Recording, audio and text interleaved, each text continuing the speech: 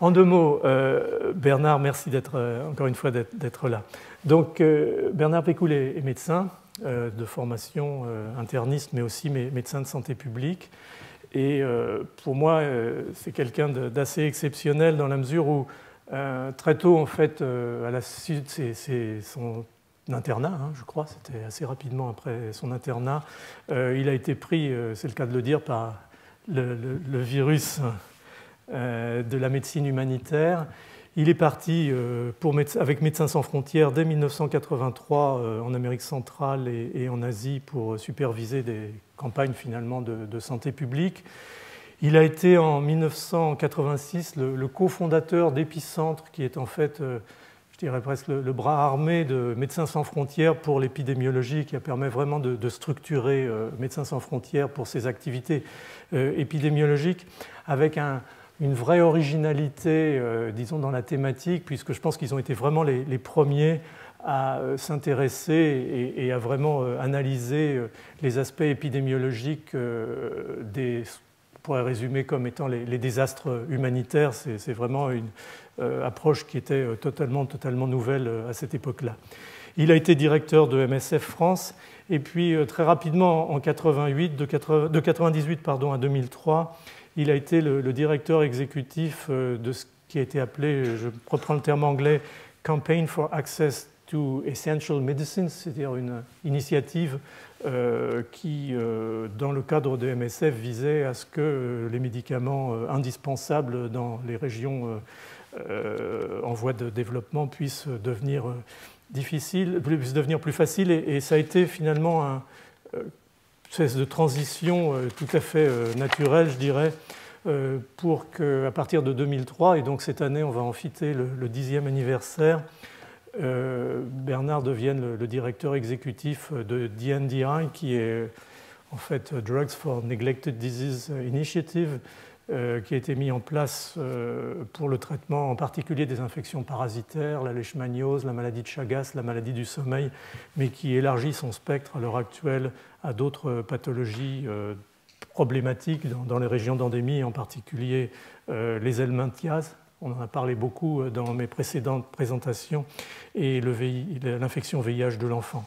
Donc Bernard, je suis vraiment ravi que tu aies accepté de venir nous parler, et je te laisse la parole. Merci beaucoup Philippe. Bon après-midi. Donc je propose que dans les prochaines 45 minutes, on divise la présentation en 5 parties. D'abord décrire un peu l'environnement de ce qu'est les maladies négligées. Ensuite de décrire certaines de ces maladies. Ensuite, je voudrais décrire un peu le modèle de l'initiative dont Philippe vous a parlé. Ensuite, définir un peu le portefeuille de recherche que l'on a. Et enfin, je voudrais terminer sur quelques enjeux majeurs qui environnent cette problématique de recherche pour les maladies négligées. Alors, tout d'abord, je crois que pour définir les maladies négligées, je pense que la meilleure définition, elle est économique. Il s'agit de maladies qui se trouvent en dehors du marché pharmaceutique, qui représentent un poids considérable. On estime aujourd'hui près de 1000 milliards de dollars le marché pharmaceutique. Il se trouve qu'une grande partie de la population reste en dehors de cette problématique, et un certain nombre de maladies sont complètement en dehors de ce marché, puisque les populations atteintes ne peuvent pas prendre en charge économiquement les vaccins. Donc ça se traduit au niveau épidémiologique par des maladies qui ne sont pas, contrairement à un sujet qui est largement développé en Europe, les maladies rares. Là, on parle de maladies extrêmement fréquentes. On parle de maladies dont la charge de morbidité est bien sûr classée dans les 10 premières causes de mortalité. Et si on met ensemble, d'ailleurs, tuberculose, malaria et les maladies tropicales négligées, on a probablement la première cause actuelle de mortalité-morbidité. En termes de recherche et développement, ça se traduit par une situation assez catastrophique. On parlait même, il y a 10 ans, d'une panne de recherche et de développement dans ce domaine-là. C'est-à-dire qu'à une période, et là, sur ce graphe, on décrit la période de 1975 à 1999, qui a été extrêmement fertile en développement de nouveaux médicaments pour l'ensemble des pathologies. Ce que l'on voit, c'est que seulement 1%, avec le 1%, ces médicaments étaient affectés au groupe de maladies que je vais décrire précédemment, qui représentait pourtant plus de 10% du poids de morbidité globale. C'est ce que plusieurs auteurs ont décrit comme le 10-90 gap, c'est-à-dire seulement 10% des investissements qui sont, orientés vers 90% de problèmes de santé publique. Alors, sans rentrer dans les détails de la carte, vous avez une longue liste de maladies, mais vous avez aussi la répartition géographique. Donc, il est évident que ça se passe dans le sud, ça se passe dans les 3 continents latino-américains, africains et asiatiques. Et encore, on verra que dans ces continents, il y a encore pas mal de disparités. Alors, on reviendra sur ces maladies, mais elles ont pour nom, elles ont déjà été citées. Alors, bien entendu, le plus connu, le paludisme, mais la leishmaniose, la maladie du sommeil, Chagas et les helminths seront décrits ultérieurement. Alors, les caractéristiques, je pense que même à l'intérieur de ces pays, je crois qu'il faut avoir en tête qu'on s'adresse aux pauvres parmi les pauvres. Donc, et quels que soient les pays, que l'on soit au Congo ou que l'on soit bien sûr en Inde, alors c'est encore plus frappant en Inde aujourd'hui, lorsqu'on touche ces maladies, c'est vraiment la population la plus pauvre de l'Inde. Très souvent, ces populations et ces maladies se retrouvent dans les zones les plus reculées, donc qui rend extrêmement complexe la mise en œuvre des projets de santé publique. Ces maladies représentent un poids extrêmement important sur l'économie familiale, non seulement à cause de la mortalité, mais aussi à cause de la morbidité qu'elles représentent. Enfin, ces populations sont très souvent marginalisées et ont peu de chances d'avoir des porte-paroles au niveau des représentations politiques. Donc et je crois que c'est un élément caractéristique de chacune de ces maladies. Alors, en ce qui concerne les traitements que l'on a ou que l'on avait à offrir, parce que la situation commence à changer, on voit apparaître toute une série de problèmes. Alors ici, c'est illustré par l'exemple que l'on avait pour la maladie du sommeil lorsqu'on est rentré dans cette problématique, c'est qu'on avait le choix entre utiliser le mélarsoprol, qui est un dérivé de l'arsenic. Donc, c'était le traitement de choix pendant des décennies sur la maladie du sommeil, en sachant que lorsqu'on injectait ce mélarsoprol, on encourait le risque de tuer un patient sur 20 du fait de la toxicité du médicament. Alors, l'alternative est apparue à la fin des années 80, début des années 90. C'est un médicament qui a été développé en oncologie, donc pour le traitement du cancer, les fluornitines, mais extrêmement difficile à mettre en œuvre, parce que c'est une série de perfusions. Et d'autre part, alors que j'étais directeur de Médecins sans frontières, nous essayions d'acheter les fluornitines, mais les fluornitines n'étaient plus produites. Donc, il y avait aussi un problème de production. Donc ça, je crois que c'est l'illustration des problèmes. Mais en fait, il y a une série de problèmes que l'on retrouve systématiquement. Alors, le problème d'absence d'efficacité pour un certain nombre de ces traitements est souvent lié au développement des résistances. Bon, je l'ai illustré par l'arsenic, des médicaments extrêmement toxiques, très chers, difficiles à mettre en œuvre, souvent non enregistrés, donc non présents de manière officielle dans les pays les plus concernés. Et puis pour certains, des produits attirants, intéressants étaient développés, mais ils étaient protégés par un brevet et donc souvent non accessibles dans les pays les plus importants. Voilà. Alors, ce qui a commencé à changer pendant cette période, c'est que je pense qu'il y a une prise de conscience du problématique de ces maladies négligées, prise de conscience de l'absence de la recherche, et on a vu apparaître un certain nombre d'acteurs qui ont commencé à investir dans ce domaine-là de manière pas forcément très coordonnée. Mais je pourrais en citer quelques-uns. on a un retour des industries pharmaceutiques vers cette problématique-là au cours des 10 dernières années. On a, quand j'ai mis philanthropie, j'aurais pu pratiquement mettre un nom dessus, puisque c'est la fondation Gates qui a vraiment changé cet environnement, parce que M. Gates en personne a mis sa fortune à disposition de cette problématique.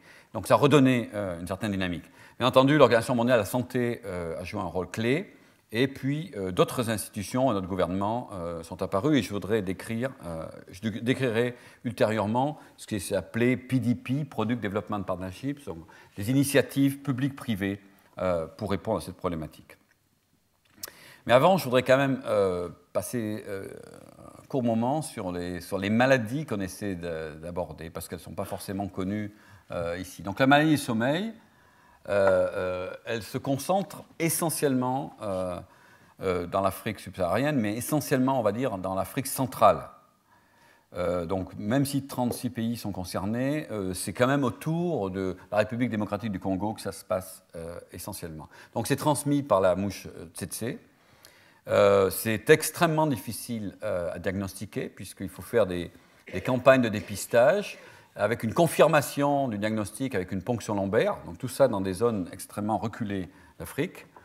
Bon, il faut savoir que c'est une maladie qui est 100% létale sans traitement, hein, donc c'est pour ça qu'on n'avait pas hésité une seule minute à utiliser de l'arsenic, puisque lorsqu'on laissait évoluer la maladie spontanément, elle conduisait au décès après de longues souffrances, hein, parce que les symptômes sont extrêmement douloureux. Donc, bon, les besoins sont relativement évidents. Pour la leishmaniose, alors là, on parle d'une maladie extrêmement étendue géographiquement.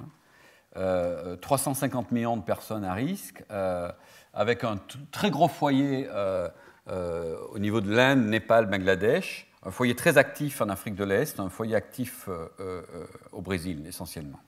Alors, il y a deux grandes catégories dans cette maladie. Il y a la leishmaniose viscérale, qui là aussi est létale, extrêmement grave, et la leishmaniose cutanée, qui est là encore plus distribuée géographiquement. La zone géographique que j'ai décrite précédemment, c'était pour la leishmaniose viscérale. La leishmaniose cutanée est présente pratiquement sur tous les continents. Elle présente des symptômes moins sévères, mais entraîne une gêne sérieuse pour les populations. Donc, encore une fois, des besoins majeurs en traitement pour ces maladies. Alors, la maladie de Chagas, celle-là est particulièrement originale, puisque elle est de la même famille que la maladie du sommeil, c'est aussi la trypanosomiase. Elle touche essentiellement l'Amérique latine, en tout cas, son point de départ, c'est l'Amérique latine, où elle est une grande tueuse. Mais elle a une évolution très particulière, puisqu'il y a une forme aiguë de cette maladie qui touche souvent l'enfant, parce que c'est l'enfant qui est souvent exposé à la transmission se faisant par le fameux kissing bug, qui est une punaise, qui existe dans les habitats, qui entraîne une maladie initialement sous une forme aiguë, une fièvre complètement atypique, mais qui peut conduire à la mort. Mais quand on passe cette forme aiguë sans traitement, on expose la population à rentrer dans une phase chronique qui se manifeste parfois 15, 20, 30 années après l'infection, sous forme souvent d'une maladie cardiaque sévère qui conduit à la mort, mais souvent qui n'est pas attribuée à la maladie de Chagas, puisque lorsque à 40, 50 ans on meurt d'une maladie cardiaque, on n'a pas forcément la présence d'esprit de l'affecté à Chagas. Et ce qui est fondamental aujourd'hui, c'est que Chagas, du fait de ce délai entre la phase d'infection et la phase de manifestation de la maladie, on se retrouve avec des malades Chagas à travers le monde entier qui ne sont pas diagnostiqués. Donc on en retrouve en Europe, on en retrouve beaucoup aux États-Unis, de fait la migration majeure vers les États-Unis, on en trouve beaucoup en Espagne. Donc là, on a aujourd'hui un traitement pour la phase aiguë, on n'a rien pour la phase chronique, ce qui est particulièrement problématique. Je pense que vous avez dû avoir des informations sur le paludisme, donc j'irai peut-être vite sur le paludisme. Je voudrais juste insister que nous avons classé le sida pédiatrique dans les maladies négligées, parce que théoriquement, aujourd'hui, on ne devrait plus avoir de sida pédiatrique. Donc il y a d'ailleurs une volonté très forte de faire disparaître le sida pédiatrique. Malheureusement, les moyens de prévention restent difficiles à mettre en œuvre. Et les dernières estimations de l'OMS, c'est que 330 000 nouveaux enfants sont infectés chaque année. Or, ces enfants ils sont essentiellement infectés dans les pays pauvres, dans les zones pauvres, grande majorité en Afrique. Donc il n'y a pas de nouveaux traitements qui sont adaptés pour l'utilisation chez les jeunes enfants. Parce qu'aujourd'hui, la recommandation est de détecter le plus tôt possible la séropositivité et de traiter ces enfants avec une antithérapie virale. Voilà. Alors, face à cette situation décrite, nous avons vu apparaître une série de nouvelles initiatives. Donc là, elles sont listées, ou presque toutes, sur ce tableau. Je ne vais pas les décrire une à une, mais juste pour vous dire que dans ces domaines-là, à la fois pour la prise en charge thérapeutique ou pour la prise en charge préventive, ainsi que dans le domaine du diagnostic, il y a des initiatives mélangeant des partenaires publics-privés qui ont essayé de remplir ce vide laissé par l'absence de marché. Donc, DNDi, l'initiative pour laquelle je travaille aujourd'hui, fait partie de ces initiatives. Alors, grâce à ce mouvement, au cours de ces 10 dernières années, on a vu apparaître un portefeuille de recherche qui était quasiment vide lorsque nous faisions cette évaluation il y a un peu plus de 10 ans, et qui commence à se remplir, puisque la dernière estimation, c'est que plus de 140 candidats étaient dans le portefeuille. Alors, dans ce cadre-là, et ça me permet de faire un peu la transition sur ce qu'a dit Philippe sur mon passage de Médecins sans frontières à DNDi, en fait, en 1999, à Paris, nous avions rassemblé chez Médecins sans frontières un groupe d'experts mélangeant des industriels, des universitaires et des spécialistes santé publique pour décrire ce problème d'absence de recherche. Et par chance, le jour où ce meeting avait lieu, Médecins sans frontières a reçu le prix Nobel de la paix. Complètement par hasard. Et je me rappelle d'un professeur de Boston qui ouvrait ce meeting en disant « La seule manière de faire évoluer la situation serait d'avoir le soutien des médias et de la presse. » Et lorsque nous avons cherché à conclure ce meeting, il y avait à peu près 400 journalistes dans la salle chez Médecins sans frontières. Donc, on peut dire que cette initiative est partie sur un grand coup de chance, ce qui a entraîné Médecins sans frontières à affecter le prix et l'argent du prix au développement d'une nouvelle initiative pour stimuler la recherche. Donc, qui a vu le jour en 2003, donc sous la forme de DNDi, avec 7 fondateurs, dont l'Institut Pasteur, dont Médecins sans frontières, et 4 instituts de recherche des pays endémiques, un en Inde, un au Kenya, un au Brésil, un en Malaisie. Et enfin, l'OMS est une entité fondatrice. Et juste pour décrire l'avancée de ce projet, en 2007, le premier médicament était enregistré. Bon, là, j'ai déjà décrit ce tableau, donc les fondateurs. Nous sommes partis avec un plan très ambitieux.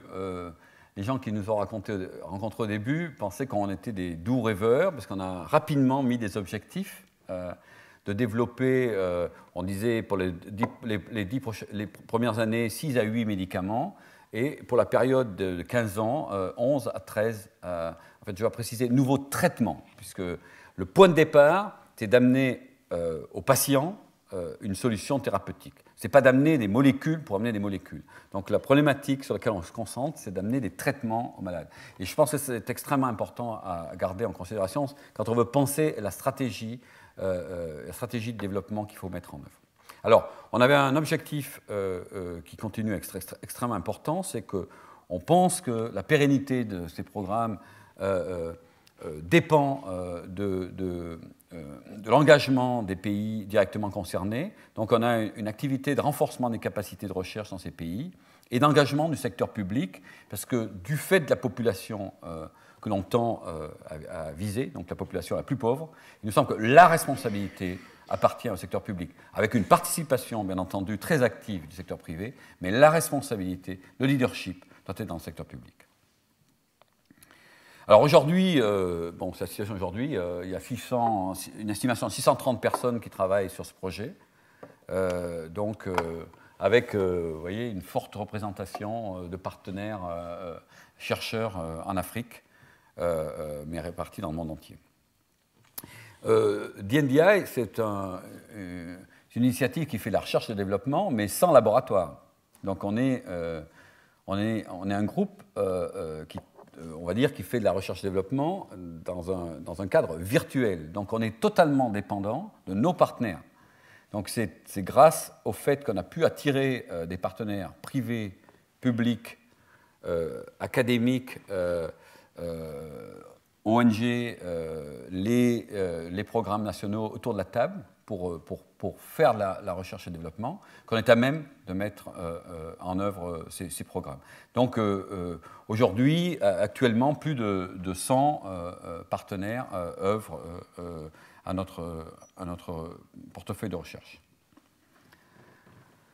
Alors au passage, je voudrais dire que quelques moments ont été extrêmement importants dans l'évolution de ce projet. Et là, j'en cite un qui est récent, puisque le 30 janvier 2012, donc il y a un an aujourd'hui,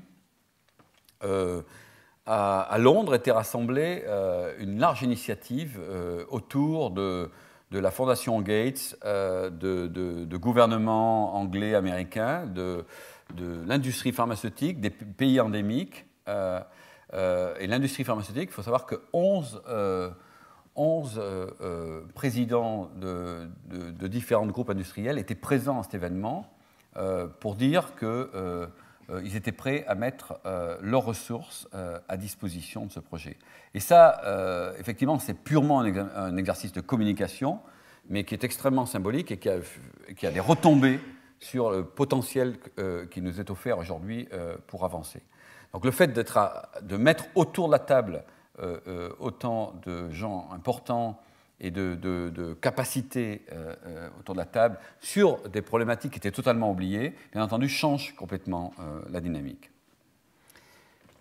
Alors, le portefeuille de recherche que l'on a, il est aujourd'hui dans un périmètre qui est défini en fonction de besoins prioritaires que l'on a établi avec l'OMS, avec des partenaires. Il faut dire que les critères que l'on choisit pour travailler dans telle ou telle maladie sont les besoins, l'absence d'autres initiatives et les opportunités scientifiques. Il nous faut les trois pour nous engager sur un terrain.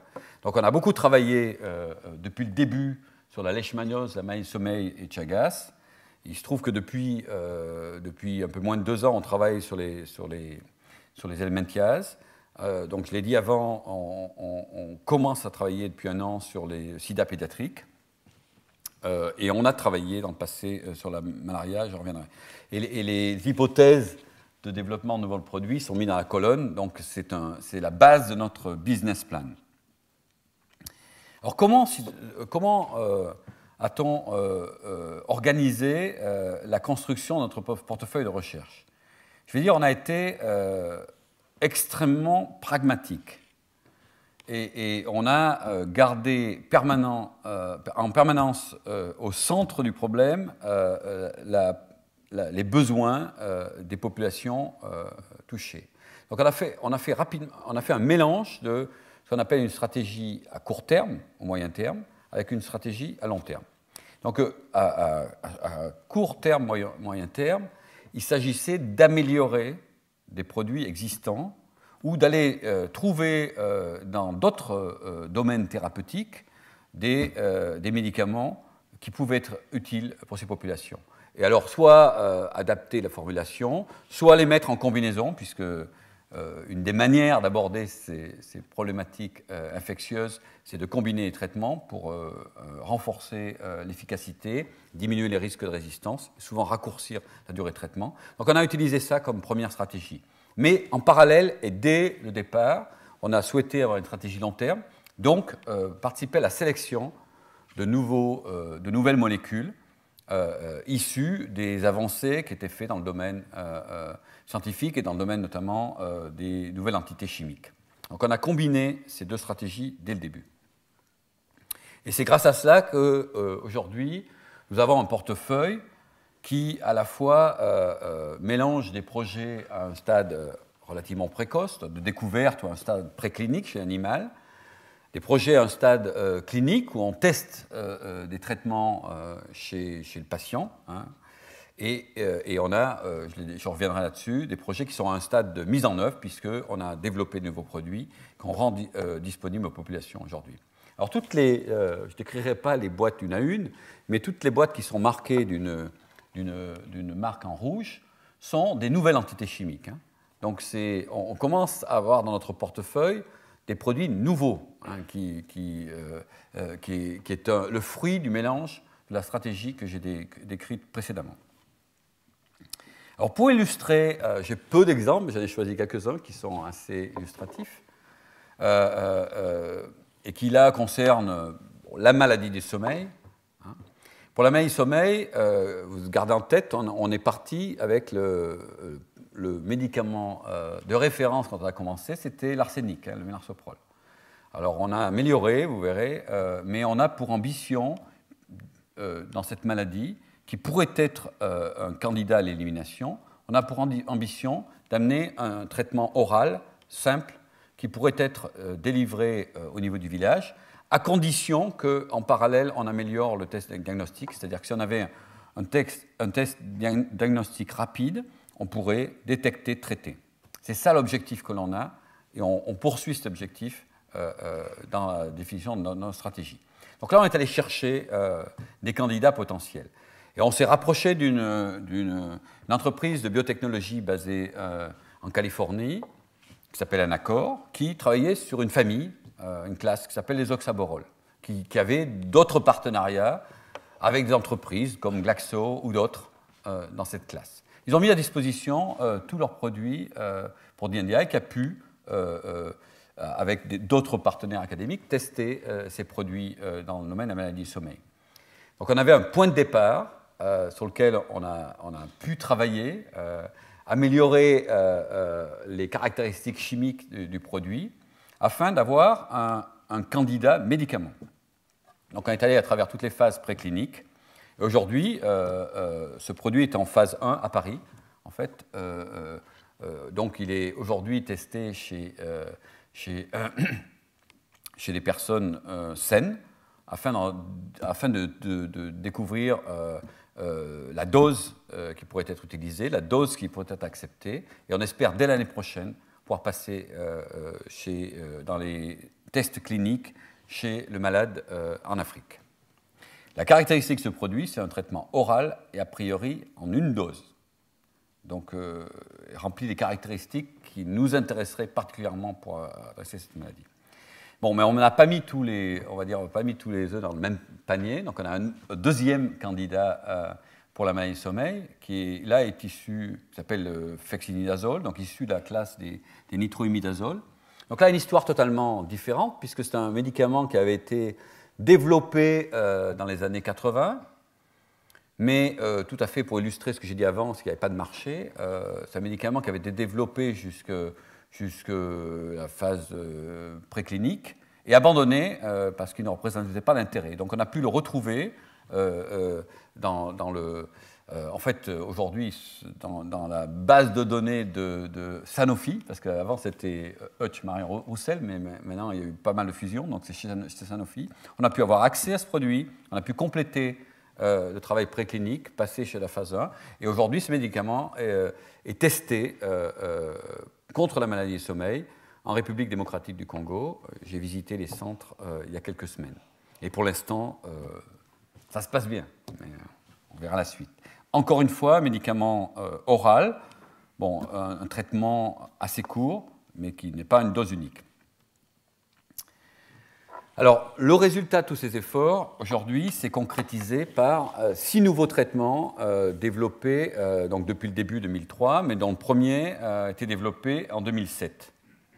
Alors, 2 de ces médicaments sont pour le paludisme, un pour la maladie du sommeil, c'est une combinaison, 2 pour la leishmaniose et un pour la maladie de Chagas.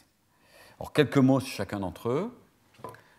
Pour le premier médicament sur le paludisme, c'est une association d'artésunate avec l'amodiaquine. Alors l'artésunate, c'est le traitement de base et de choix aujourd'hui recommandé par l'OMS contre le paludisme, mais à condition de le combiner avec un deuxième antipaludéen, toujours pareil pour éviter le développement de résistance. Donc ce produit, DNDi l'a développé dans un partenariat d'ailleurs avec une entreprise de biotechnologie de Bordeaux, travaillant avec des instituts académiques. On l'a testé sur le terrain. Et ensuite, on a signé un partenariat avec Sanofi comme partenaire industriel pour compléter le développement et pour assurer la distribution. Et je dois dire qu'aujourd'hui, en fait, sur la diapositive, j'ai 170 millions de traitements, mais aux dernières nouvelles, c'est plutôt que 190 millions de traitements qui ont été distribués en Afrique, ce qui est considérable en termes de volume, dans 30 pays différents. Des programmes ont été mis en place pour faire de la pharmacovigilance, donc sujet d'actualité dans la presse française, mais on a mis un programme de pharmacovigilance en place. Et point que je voudrais aussi mentionner, parce qu'on a signé un accord avec Sanofi qui est un accord non exclusif, donc Sanofi a accepté un accord de non-exclusivité, donc on est dans la possibilité de transférer la technologie à un partenaire africain aujourd'hui, en Tanzanie, afin d'avoir une deuxième source de produits. Bon, je raconterai moins cette histoire, c'est une deuxième association thérapeutique pour le paludisme. Là, c'est l'artésunate avec la mefloquine. C'est un médicament qui est recommandé notamment en Asie du Sud-Est et en Amérique latine.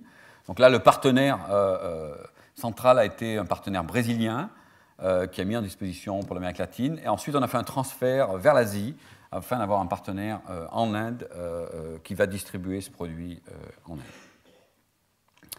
Alors, sur la maladie du sommeil, j'y reviens, on n'est plus en train d'utiliser de l'arsenic. La bonne nouvelle, c'est que grâce à notre stratégie à court terme, on a pu mettre en place une combinaison thérapeutique de nifurtimox, qui est un médicament qui était utilisé dans la maladie de Chagas, avec l'eflornithine, dont j'ai parlé avant, donc un anticancéreux, mais à dose réduite, donc une dose qui puisse être utilisée dans des conditions plus difficiles.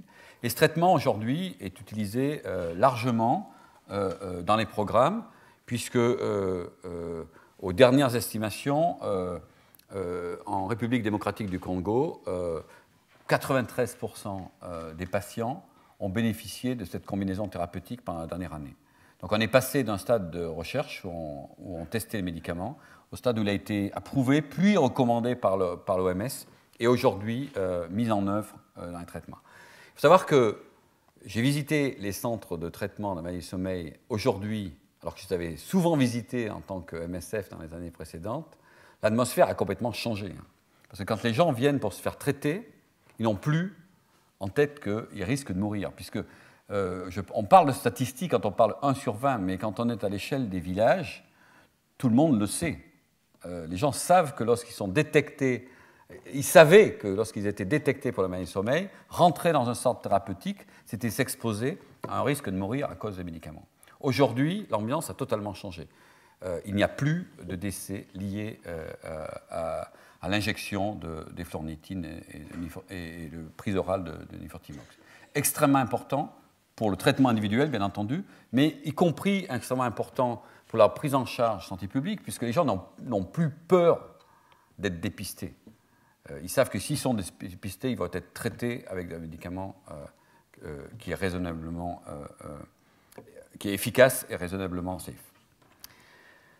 Bon, on a fait ce même type de stratégie pour la leishmaniose viscérale, où là, on a aussi testé des associations thérapeutiques de sels d'antimoine, SSG, avec la paromycine, afin de réduire la durée de traitement. Ce n'est pas encore la panacée, on est beaucoup plus ambitieux que ça sur la leishmaniose, mais on se heurte à un parasite qui est extrêmement difficile à prendre en charge, encore plus difficile que le parasite de la maladie du sommeil. Donc on a amélioré la prise en charge, on a réduit la durée de traitement, on a une combinaison mais bien entendu qui est 2 médicaments injectables, donc encore quelque chose de très difficile à en mettre en œuvre. Au niveau de l'Inde, alors parce qu'on est toujours sur la leishmaniose viscérale, on aurait pu penser que les progrès faits dans un continent puissent être utiles dans l'autre.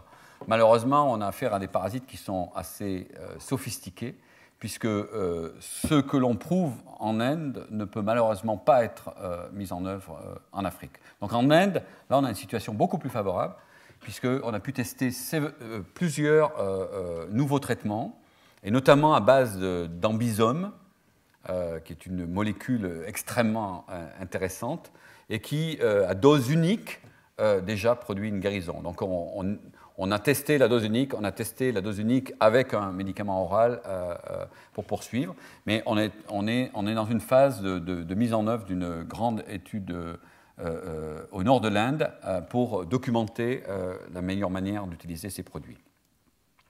Enfin, petite avancée, mais importante tout de même pour les enfants dans le domaine du Chagas.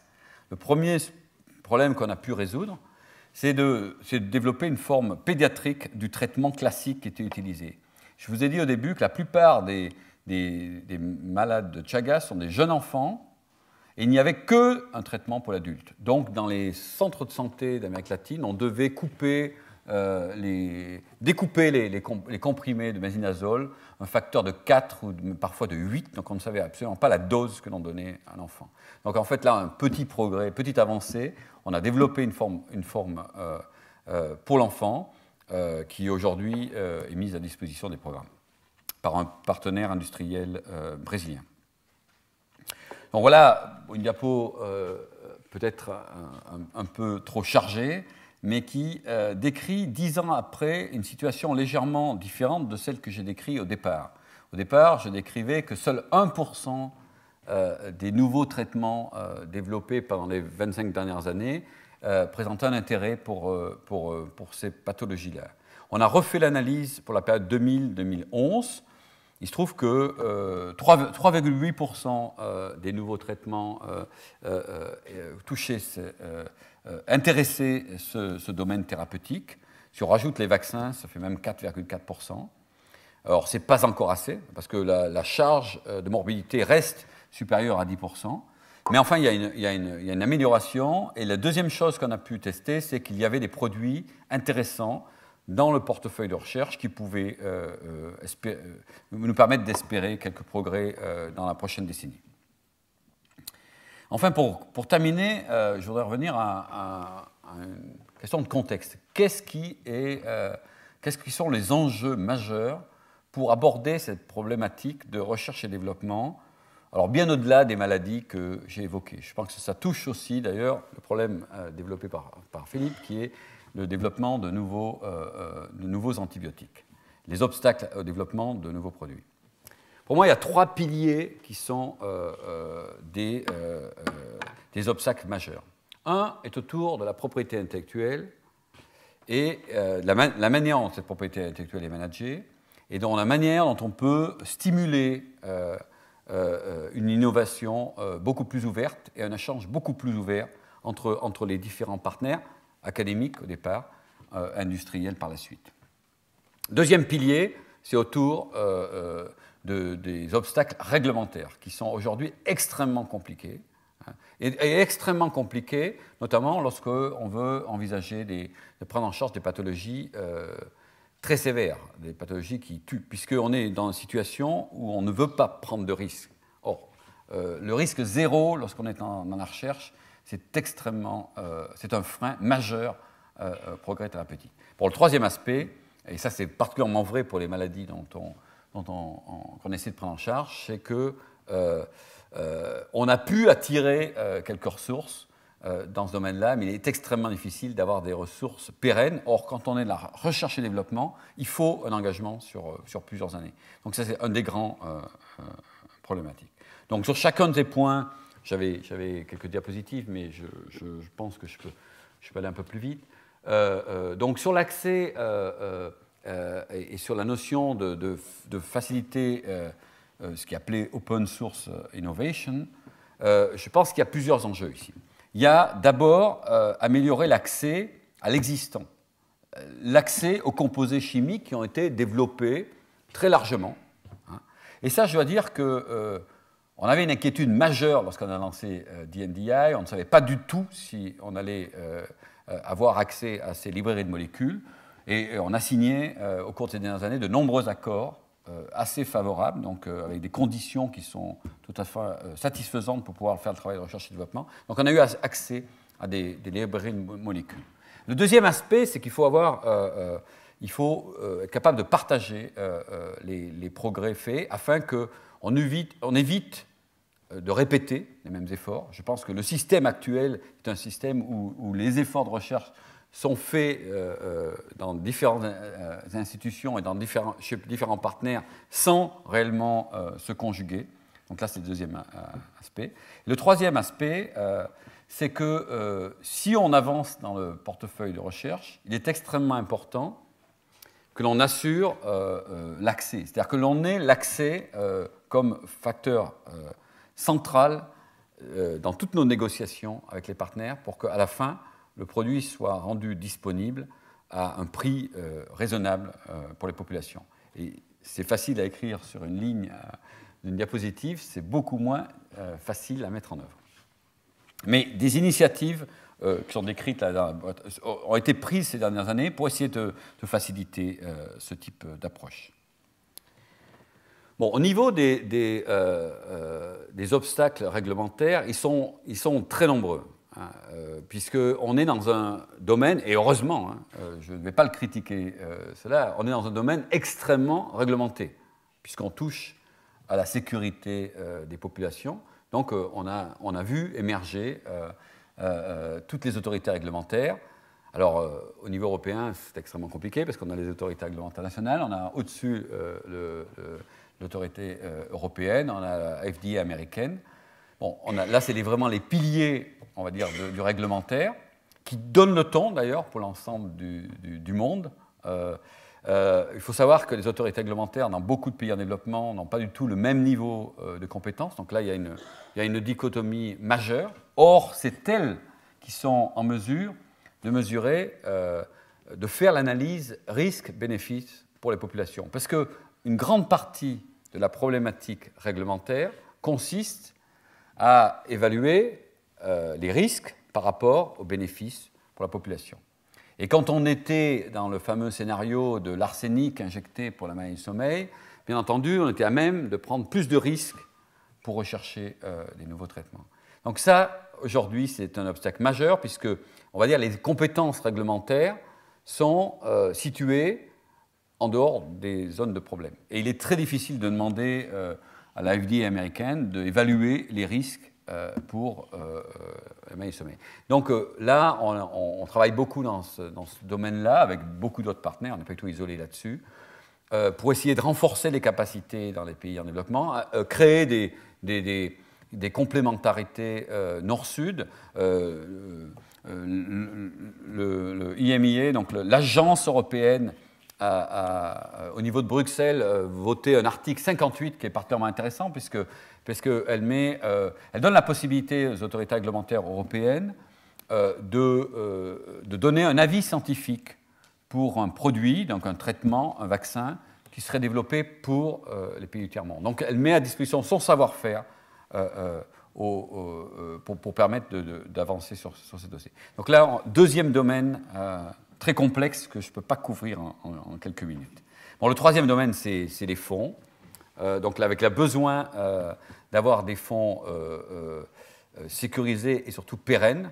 Donc là, je vais juste prendre l'exemple d'un débat qui a lieu actuellement dans la société française, puisqu'on parle de la FTT, la taxe sur les transactions financières, qui a été votée par l'Assemblée et dont les revenus vont devoir être affectés à différentes causes.